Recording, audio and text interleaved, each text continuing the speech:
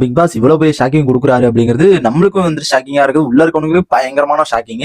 என்னன்னு பாத்தீங்கன்னா, இன்னைக்கான ஒரு செகண்ட் ப்ரோமோல வந்து என்ன காமிச்சிருக்காங்க பாத்தீங்கன்னா, டிடிஎஃப் லாஸ்ட் டாஸ்க். ஓகேங்களா, இதை நான் வந்து ஆல்ரெடி சண்டேவே நான் சொல்லியிருந்தேன். கிட்டத்தட்ட டிடிஎஃப் வந்து 10 டாஸ்க்கு தானே கொடுப்பாங்க அப்படிங்கிற மாதிரி வந்து நான் சொல்லியிருந்தேன்.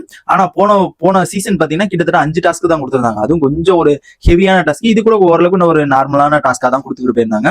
இந்த ஒரு டாஸ்க் எல்லாம் பார்க்கும்போது ரொம்ப ஒரு ஆச்சரியமா தான் இருந்துச்சு. எல்லாமே புதுசா இருக்க மாதிரி.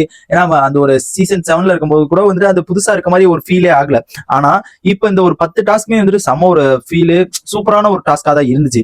இப்ப பாத்தீங்கன்னா இதுல என்ன ஷாக்கிங் பாத்தீங்கன்னா, இந்த ஒரு கேம் வந்துட்டு எப்படி அமைதுன்னா, லாஸ்ட் டாஸ்க் வந்துட்டு ஒரு கிளாக் கொடுத்துருவாங்க. ஓகேங்களா, ஒரு கிளாக், அதுல 12 பால். ஓகேங்களா, 12 பால் வச்சிருப்பாங்க. அதை நடு சென்டர்ல வச்சு ஒவ்வொரு இடத்துலயும் ஒவ்வொரு ஹோல் இருக்கும். 3ங்கிற இடத்துல ஒரு ஹோல் இருக்கும், 4ங்கிற இடத்துல ஒரு ஹோல் இருக்கும். அந்த ஹோல்ல அப்படியே ஆட்டி ஆட்டி அந்த ஒரு எப்படின்னா ஒரு ஸ்ப்ரிங் மட்டும் தான் நடுவில் இருக்கும். அதுல புடிச்சுக்கலாம். ஓகேங்களா, புடிச்சுக்கலாம், கையை வச்சு அப்படி புடிச்சுக்கலாம். அந்த ஆட்டி ஆட்டி அந்த பால் வந்துட்டு அந்த ஒரு ஹோலுக்குள்ள கொண்டு போகணும். ஓகேங்களா, இதான் வந்துட்டு இந்த ஒரு டாஸ்க்.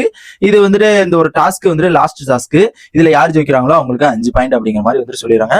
இந்த பாயிண்ட் எடுக்கும்போது யார் யாருக்கு பெனிஃபிட்டா இருக்கும்னு பாத்தீங்கன்னா, நம்ம தீபக்கு பெனிஃபிட்டா இருக்கும், முத்துக்கு பெனிஃபிட்டா இருக்கும், அண்ட் மஞ்சரிக்கு இருக்கும். அதுக்கப்புறம் பாத்தீங்கன்னா சௌந்தர்யாக்கும் வாய்ப்புகள் அதிகமா இருக்குது.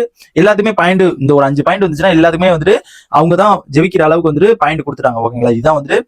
ஏன்னா நம்ம சௌந்தர்யாவா இருக்கட்டும், அவங்க வந்துட்டு கிட்டத்தட்ட வந்து 13 பாயிண்ட், நம்ம ரயன் 15 பாயிண்ட், முத்து 11 பாயிண்ட், தீபக் 10 பாயிண்ட், நம்ம ராணுவ 10 பாயிண்ட், இந்த மாதிரி எல்லாருமே ஒரு 10 பாயிண்டா எல்லாருமே இருக்காங்க.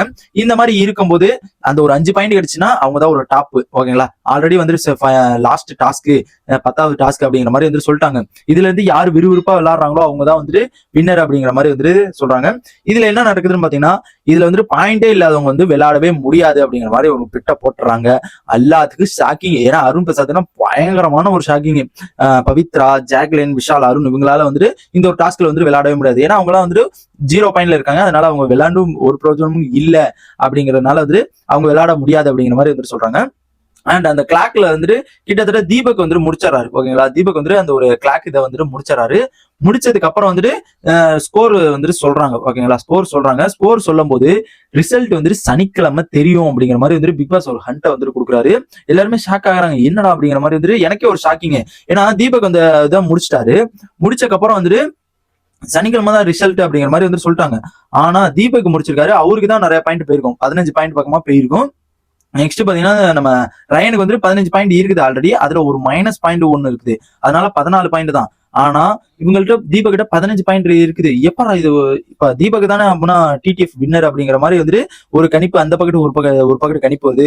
இதுல பாத்தீங்கன்னா நம்மளுக்கு வந்து நியூஸ் படி வந்துட்டு ரயன் தான் வந்துட்டு டிடிஎஃப் வின்னர் அப்படிங்கிற மாதிரி வந்துட்டு நம்மளுக்கு வந்து நியூஸ் வந்துட்டு ரயன் தான் வின்னர் அப்படிங்கிற மாதிரி நம்மளுக்கு வந்துட்டு நியூஸ் வந்துருக்குது. இதை பார்க்கும்போது எனக்கே என்னடா இவ்வளவு ஆச்சரியமா இருக்குது. என்னதான் நடந்திருக்கும் உள்ளுக்குள்ள. இல்ல வந்துட்டு தீபக் வந்து மிஸ்டேக் பண்ணிருப்பாரா, இல்ல தீபக் மிஸ்டேக் பண்ணனால அந்த பாயிண்ட் வந்து நம்ம ரயனுக்கு வந்துட்டு போயிருக்குதா அப்படிங்கிறது சுத்தமா தெரியல. அண்ட் இதோட டீடைல்ஸ் வந்துட்டு நான் லைவ்ல வந்ததுக்கப்புறம் நான் அப்டேட் பண்றேன். அண்ட் இந்த இதை பத்தி உங்க ஒப்பீனியனை மறக்காம கமெண்ட் பண்ணுங்க. அண்ட் ரயனுக்கு வந்துட்டு டிடிஎஃப் போயிருக்கு, அதை பத்தி உங்க ஒப்பீனியனை சில் பண்ணுங்க.